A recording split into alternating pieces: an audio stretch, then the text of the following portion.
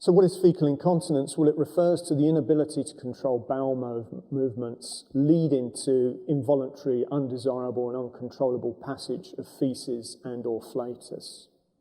But just how common is it? I've alluded to this. We conducted a study in Sydney a few years ago where we went into the waiting room of GP surgeries and anonymously evaluated over 400 patients. And let's just put into perspective our other figures about these three common conditions that I've already mentioned. Their combined prevalence at any one time in the community is just under 10%. And that study of our patients sitting in your waiting rooms from a few years ago, in fact, revealed a prevalence of 12% for fecal incontinence. So these weren't patients coming to see you with fecal incontinence, they were coming for the usual reasons that they attend. But if we discreetly and anonymously asked them, then they admitted that they suffered with fecal incontinence. And what was even more staggering is that half of those revealed that they had moderate or severe fecal incontinence.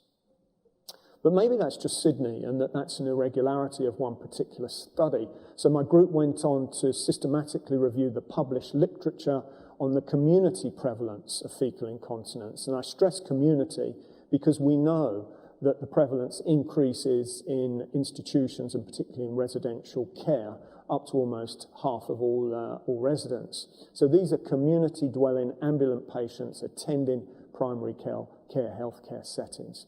And this systematic review confirmed almost to the exact same percentage that 11% of adult patients in the community suffer with fecal incontinence. Let's put that in alternative terms. Our population's almost 25 million, so that would be, at a 12% prevalence, almost the entire population of WA. I'm not saying that all of the population of WA have fecal incontinence, but that's the equivalent in real terms.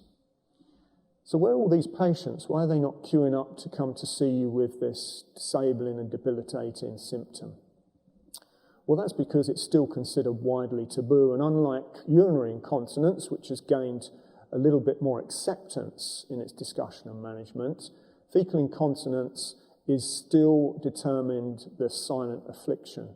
And this study from a few decades ago confirms that. So this study was performed within a gastroenterological clinic. So patients are going there with problems related to their bowels, and even then, only 1/3 of patients were willing to discuss that problem with their gastroenterologist. So my first take-home message today is that bowel leakage is going to affect 1 in 8 of your patients who are coming to see you in your clinics, and 2/3 of those will not volunteer that symptom.